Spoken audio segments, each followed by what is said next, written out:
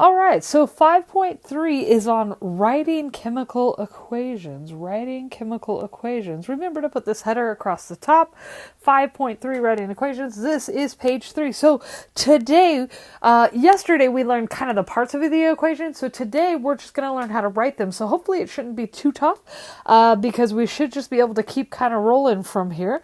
So writing equations are background information. The first thing we want to talk about is we want to get a little piece of new vocabulary for us, and that is going to be diatomic molecules. If you look your prefix di, that means two.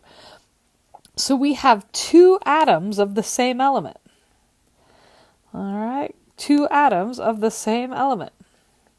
And so we're going to use that, and there are a certain amount of elements that are diatomic. Most of them are gases.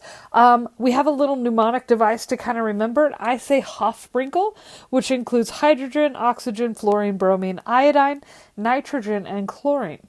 So whenever we see them in their elemental form, which means by themselves, like when they're all by themselves in an equation, they're always going to have a subscript of 2. All right, so those are our diatomics. We have our Hofsprinkle, HOF, BRI, So whenever you see these guys, it's going to be very important that you know that there's going to be a little 2 beside them, a little subscript 2 like that, just like that on all these guys right there. All right. This is what it should look like. So whenever they're by themselves, only when they're by themselves, not when they're in a compound. All right. All the other elements, with the exception of 2, are monatomic. That just means they have one, right? One atom. So that's all other elements. Minus phosphorus and sulfur, and then our Hofsprinkle. All right. Okay. Phosphorus and sulfur have kind of some very special ones. I am not requiring you to memorize these. I just want you to know when you see them that it'll look like this. So phosphorus is actually P4. So there are 4 atoms when it's by itself, and sulfur is S8. So that's a little aggressive. Okay. So, how do we write balanced equations? As always, I like to give you some steps on how to do this. So our first step is going to be to translate from words to symbols. So this is where our first semester stuff comes into play. We really need to know how to write formulas and so on and so forth. So this is from first semester. Translate from words to symbols. Then we're going to add our state symbols. Our state symbols, if it's a solid, is S. We saw this yesterday. If we have a liquid, it's L. There are only a few liquids. Like literally 3. We have water, mercury, and bromine. Those are our only 3 liquids. Everything else will be solid, liquid, or aqueous. Okay? So then we have our gases, which is G, and we have aqueous, which is AQ. All right? And AQ means it's been dissolved in water. All right, then we're going to balance it. This is going to be something we learn tomorrow, so we don't have to worry about today. All right, so we're going to say don't worry about today.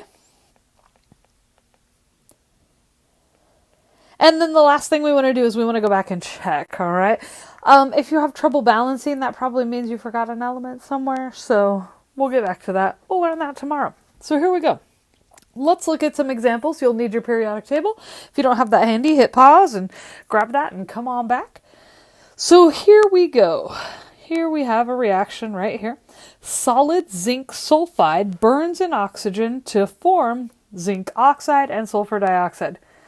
What I like to do when I see one of these equations is I like to underline the compounds, circle the state symbols that I'm going to use,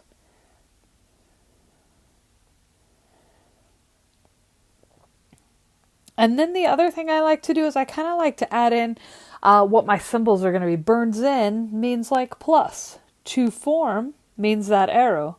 And means plus. So now I'm ready to translate. So I've got zinc sulfide. So kind of up here as a kind of a working part, we have zinc, which is +2. We have sulfur, which is -2. So the formula for zinc sulfide is ZnS.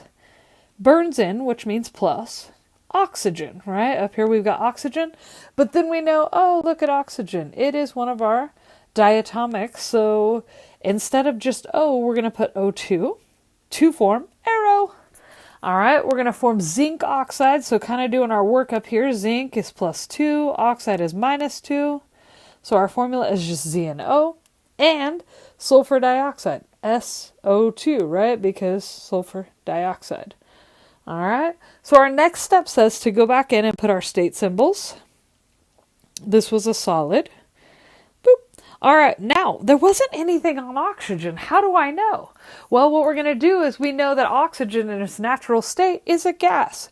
We could also find that on the periodic table on the wall that's red up there, right? Then we have solid zinc oxide, and we have sulfur dioxide gas.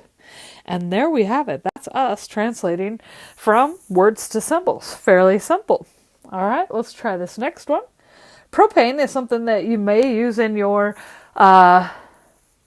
grills, right? I don't know if you guys grill. Maybe, maybe not. All right, so we have propane, C3H8, burns in air. Ooh, what is air? To form carbon dioxide and water vapor. That's a circle. All right, water vapor to form arrow. What do you think air is going to mean here? All right.